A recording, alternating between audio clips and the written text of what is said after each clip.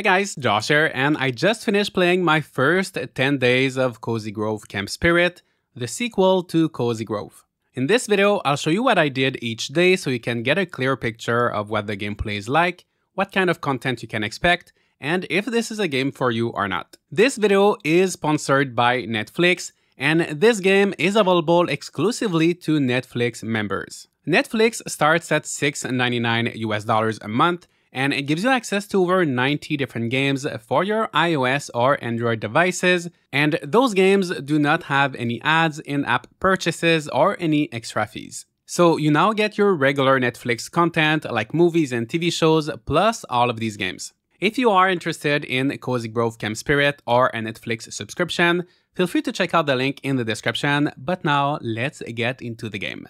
Day 1 started just like in any good cozy game with creating my character, and in Cozy Grove you play as a spirit scout. There are 8 different skin tones, 12 eye colors to choose from, as well as a good variety of haircuts, which can be a bit hard to see at first with your scout hat, but all of these things can be changed later on.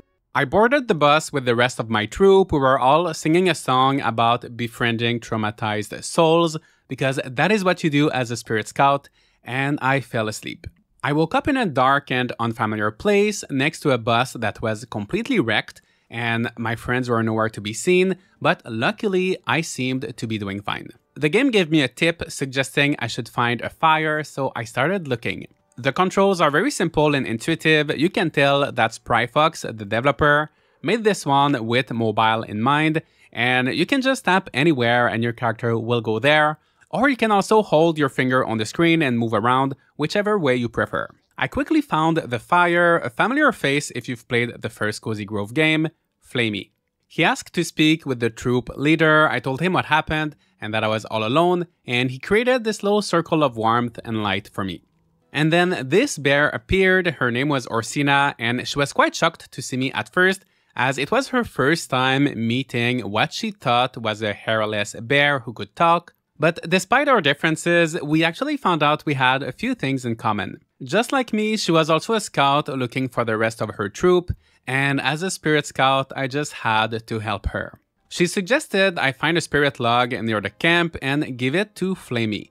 Once again, very much like in the first game, as Flamey burns spirit logs, more of the island is revealed, which means new areas to explore, new features to play with, and of course, more of Orsina's friends to find and help.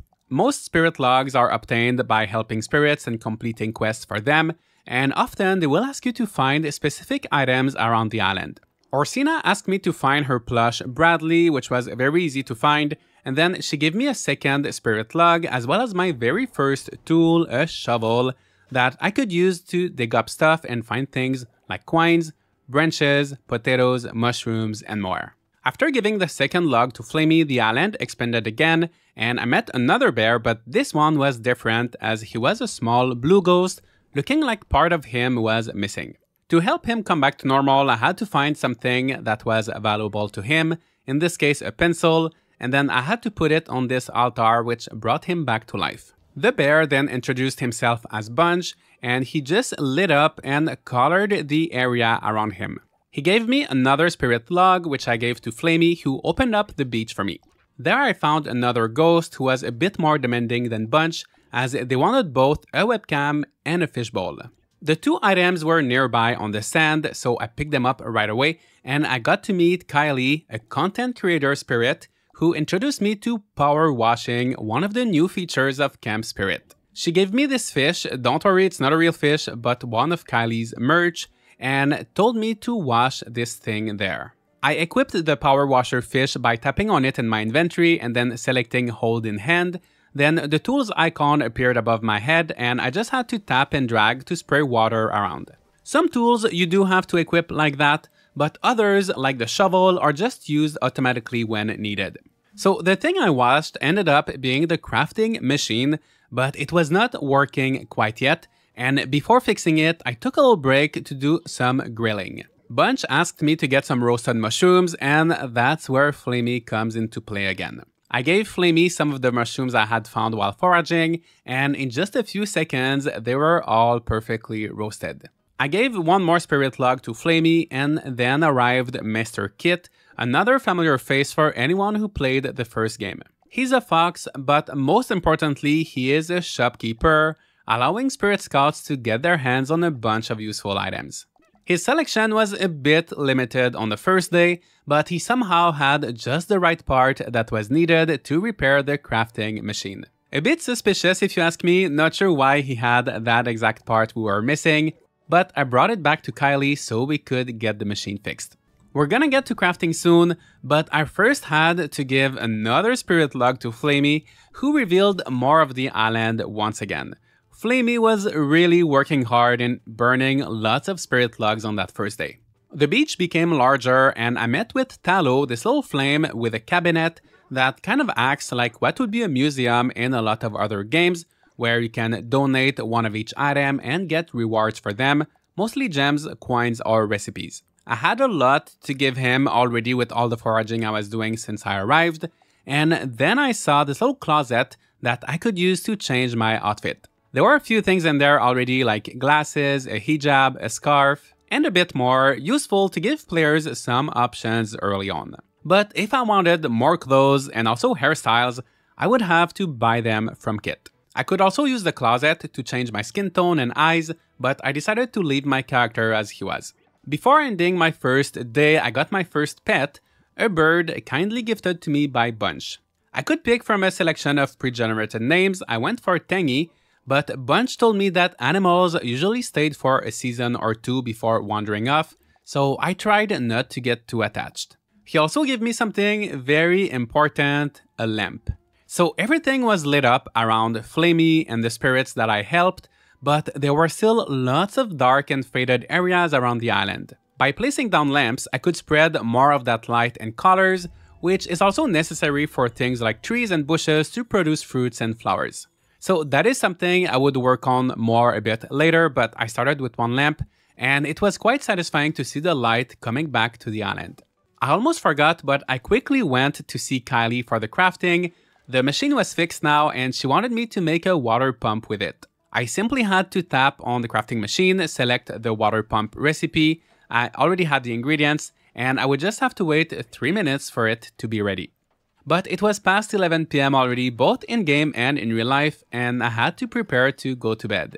Day 2, you will notice that everything looks so much brighter, and that is because this game is based on real time. So as you can see, I started playing around 3 PM on that day. As far as I know, besides the visual changes, I don't believe there are many differences depending on what time you play, so whether you're a morning person or you prefer to play at night, shops and things like that will still be available to you 24/7. The water pump was ready. Kylie also gave me a few more crafting recipes in case I wanted to decorate the island, and then they went to check the state of the bus. They offered to do a collab and work on the bus together. I couldn't say no to a collab with an amazing creator such as Kylie, and while they went to think about how to fix the bus, I decided to do some bug catching. I had received this net from Orsina, and it worked similarly to the power washer.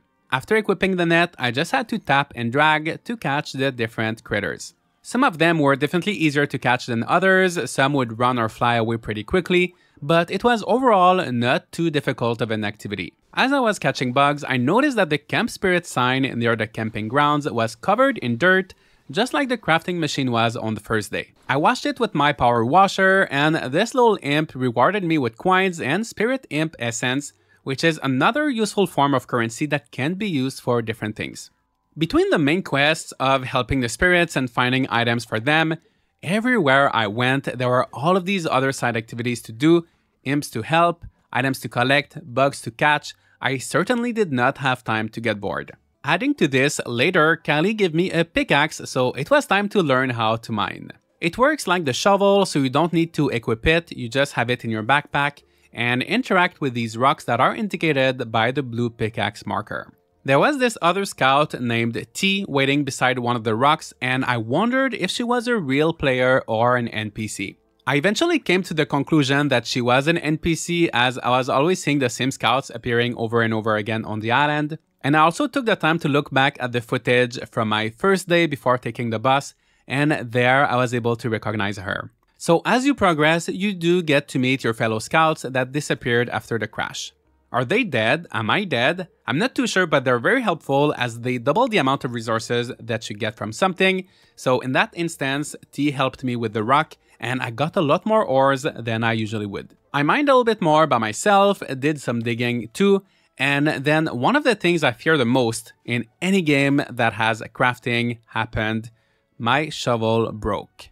Luckily, it's not that big of a deal in Camp Spirit. I just had to go to the recycle machine, this cute frog-shaped machine on the beach. It cost me 3 branches and my shovel was as good as new. What a relief. I went back to my digging, did some more bug catching as well, and I had a ton of things to donate to Talo, who rewarded me with over 30,000 coins, which is a lot at the beginning, so don't forget to donate your stuff regularly. One very useful detail that I found is that if you look at an item's description, it will tell you if something can be donated. I used those coins at Mr. Kit's shop where I bought some extra storage space for my backpack, as well as a store catalog upgrade, meaning that the next day he would have a larger selection of items for sale. Before ending the day, I went back to Flamey and I spent the rest of my coins to upgrade my tent, not once, not twice, but 3 times. It went from not really being a tent, but just a sleeping bag on a tarp, to this cute little orange tent with windows and a lot more storage space where I could put extra items if my backpack was getting full. Inside was even better. It was spacious, had a beautiful wooden floor, nice solid walls. In true video game fashion, the exterior had nothing to do at all with the interior. It was nice though, and I placed some furniture, a bookshelf, and a mailbox because they're the only 2 pieces of furniture I had, and then I saw that there was a second room which was even larger than the first one. Speaking of mailbox, I also met a new bear, Kumari, who runs the Arbor, which is basically a post office. He introduced me to the island's mailbox, and I already had a few things in there, 1 barrel sent by the Scoutmaster, and 1 seal sent by Kumari himself to make sure the service was still working. So yes, it was working. We will learn more about the mail system a bit later, but that was it for day 2.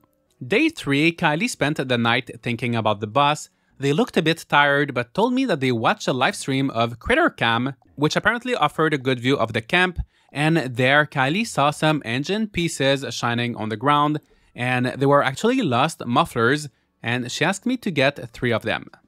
Before searching for those, I went to catch up with Bunch, and he wanted me to feed an imp, one of these little creatures wandering around the island, and to collect a used meal tray from them.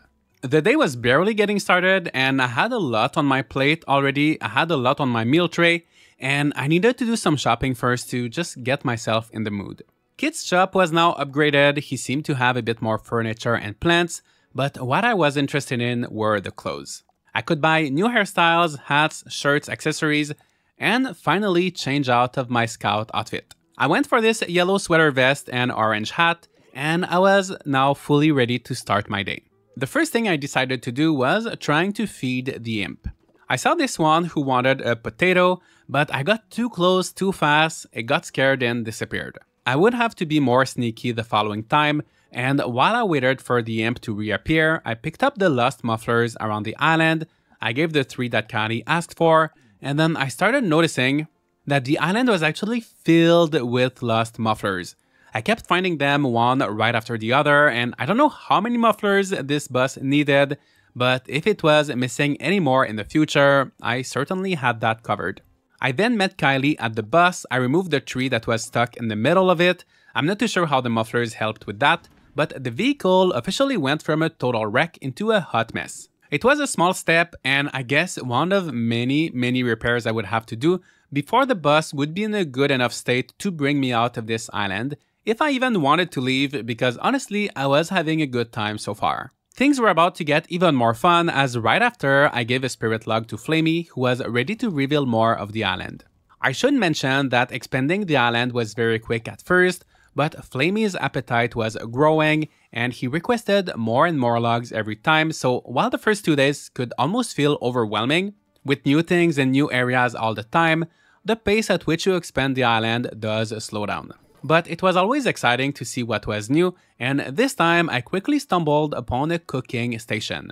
I did not need to cook anything in particular yet, but I decided to make some mushroom tofu using some old roasted mushrooms that I had in my bag, And cooking worked the same way as crafting, so everything would be ready in a few minutes. With that cooking and everything I was doing, I was acquiring a lot of different items, and I talked earlier about how I disliked tools breaking in games, but there's only one thing worse than a tool breaking, and that is a full bag. I could see that my bag was getting really close to full for the first time, but thankfully I had upgraded my tent the day before, and I had plenty of storage space to put my stuff in. And then I saw that little imp again, the one who wanted a potato, and I'm not sure if the game told me how to feed them. I will admit I was going through some of the dialogues pretty quickly, so I dragged the potato out of my inventory and dropped it right where the imp was. The imp did not care at all for the potato, and I then realized that what it wanted was a mushroom,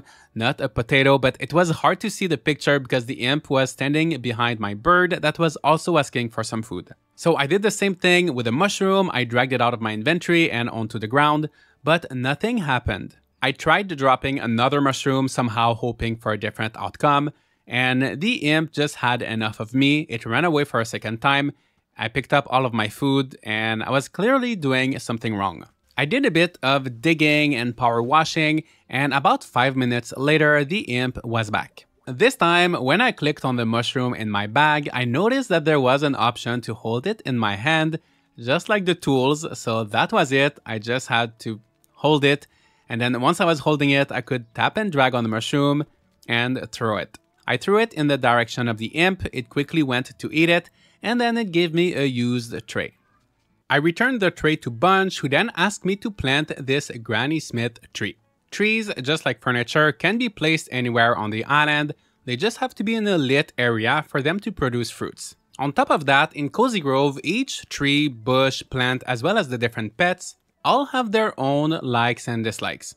For example, one might like to be nearby, let's say, rustic decor and flowers, but dislike being around spooky decor and birds. The more satisfied with its environment something is, the more resources it will produce when harvested. It is simple to manage at first, but gradually as you accumulate more stuff, it becomes almost like a puzzle as you try to place things around the island in a way that will be optimal.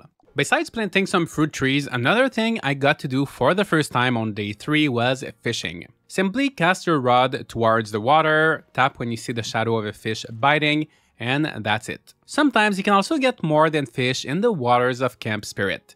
Kylie asked me to find some waterlogged decor, and apparently I had to look out for an extra large shadow. I scoured the beaches multiple times looking for those big shadows, and I caught a bunch of different fish, but that waterlogged decor was nowhere to be seen. Just when I was about to give up, I remembered that there was this hint dispenser near the tent, and I was trying to get as far as I could in the game without it, but I desperately needed some help for that one.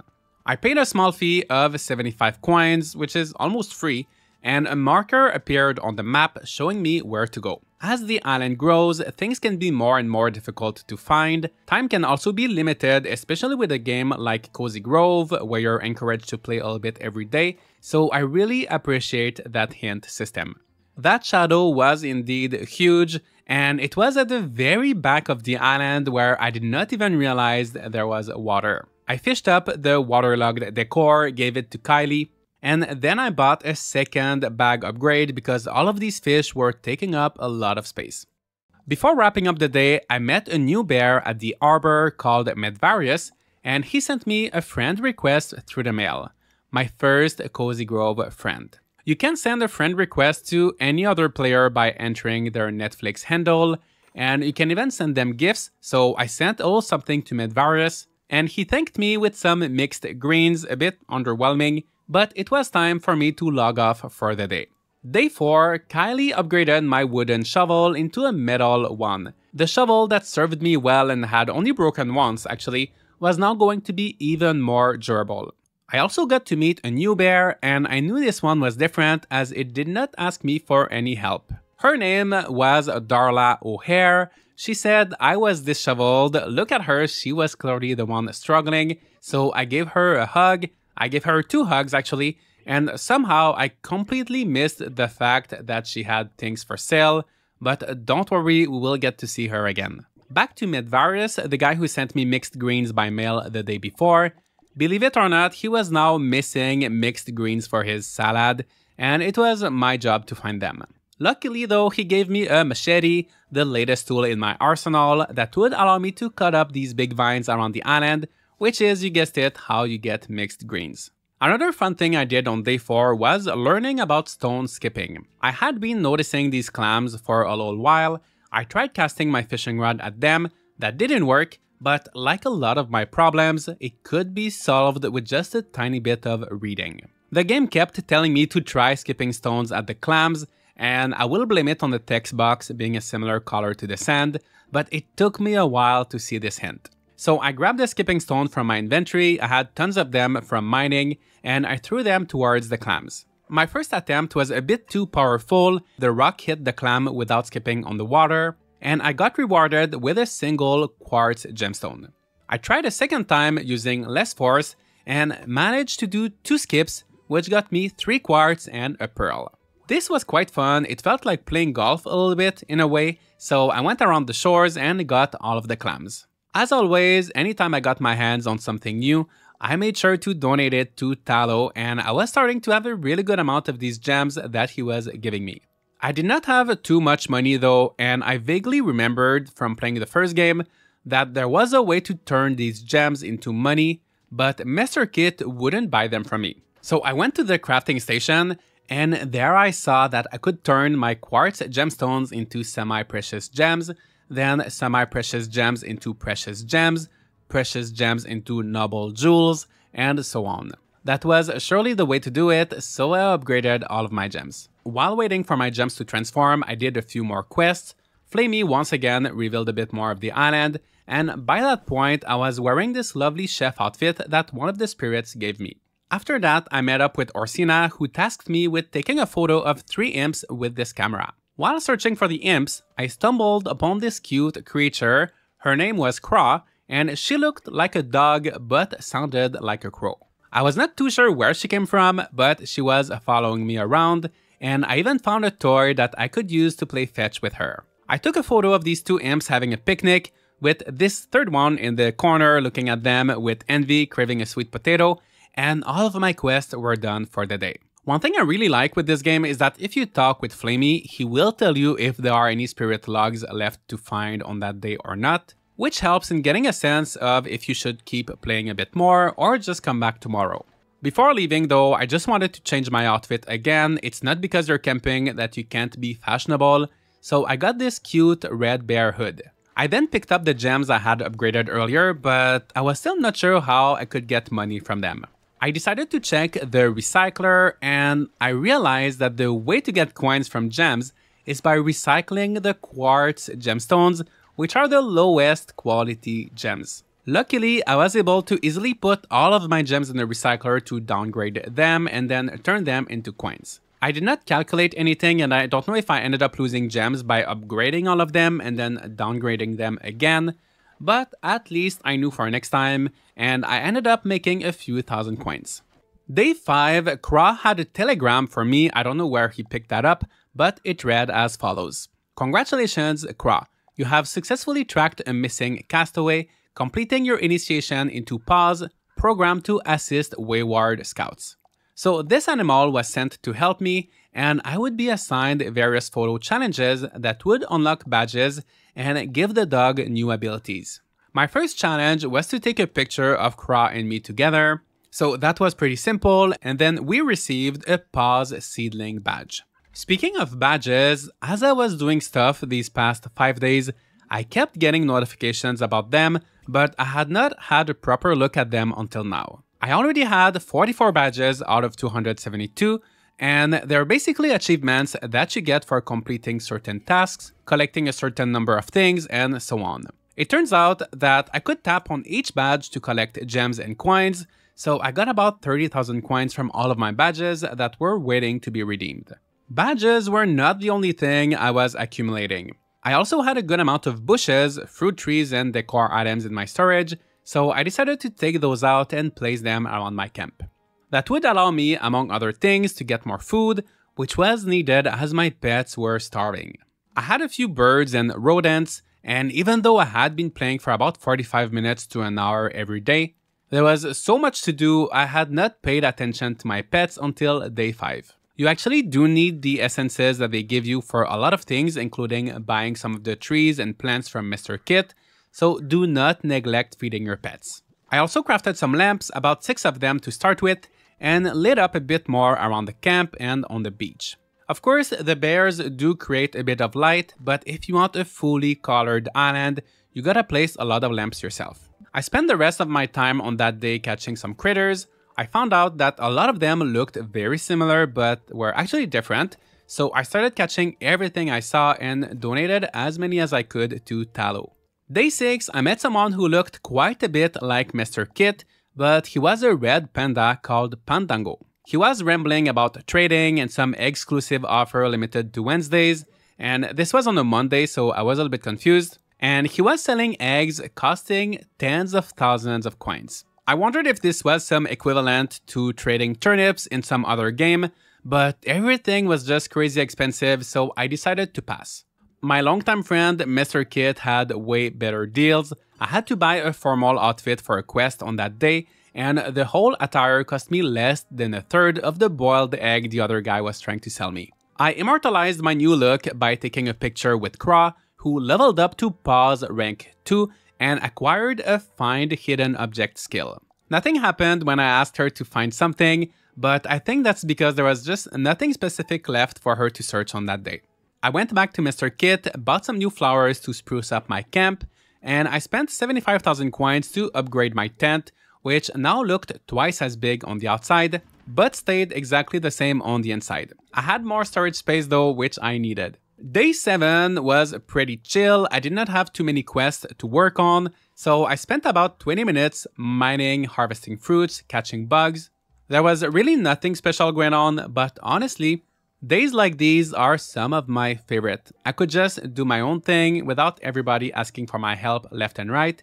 It was like a little day off of my scout duties. Day 8, however, it was time to get back to work. I met Darla, you know, the bear who said I was looking rough, and this time I made sure to check what she had for sale. She was selling furniture and some of the stuff was looking quite good. I would say she was a much better competitor to Mr. Kit than that red panda. I bought a lamp and this faux fur rug for a few gems, which by the way is why you shouldn't convert all of your gems into coins, as some items can only be bought with gems. The lamp looked great, the rug was cute, but it was so much smaller than I thought and I felt a little bit scammed.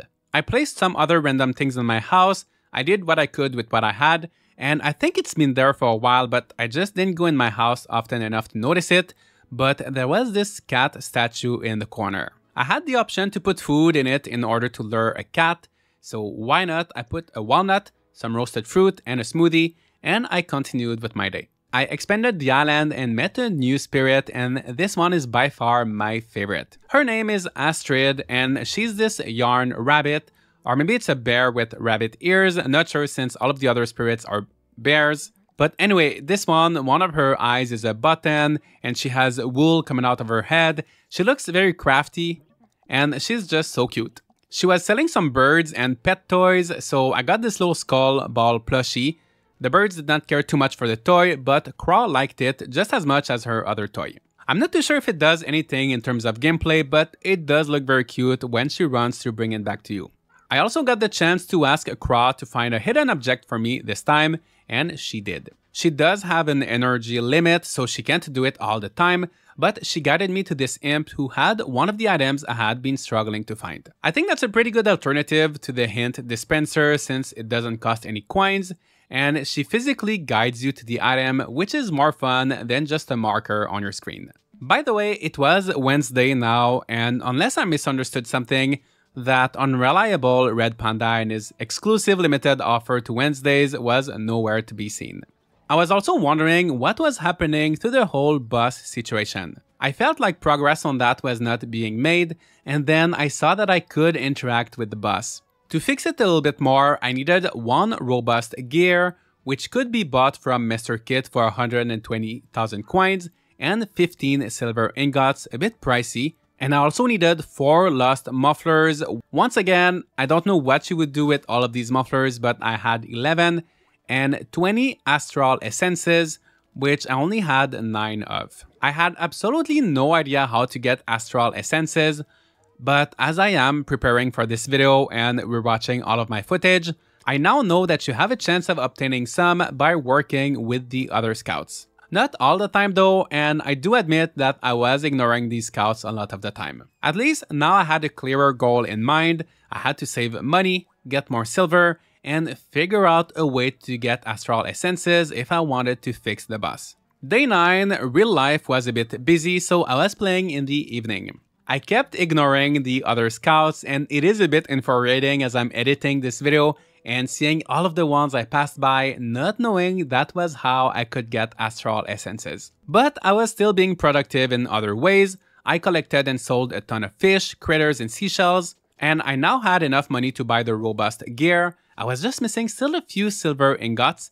but I made sure to mine everything and get as much as I could. Then I made an impulse purchase and upgraded my tent again, and there was no money left, but I also needed the storage space.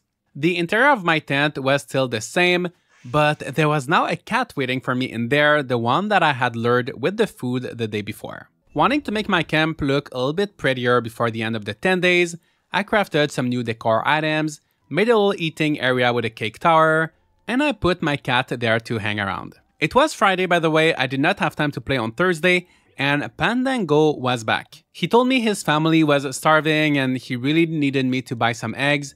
I just gave him a hug, but I had no money for him. I didn't even have any money left for myself, and I'm still not sure what the deal is with this guy, but he's the last person I saw that day as I had to get ready for bed. Day 10, last day, I gave some roasted mushrooms to my cat, and I got some hairballs that I could trade for other animals' essences, like bird essence or deer essence, which makes the cat very useful if you don't have a lot of a certain animal type. I also got a second cat, which was the exact same kind as the first one, so I would probably have to be more thoughtful about the kind of food I put in the statue, as I was always just putting 3 random items and was probably getting the most basic cats as a result. As soon as I got out of my camp, I saw another scout, Mel, and we played in a pile of leaves together, which got me 2 Astral Essences.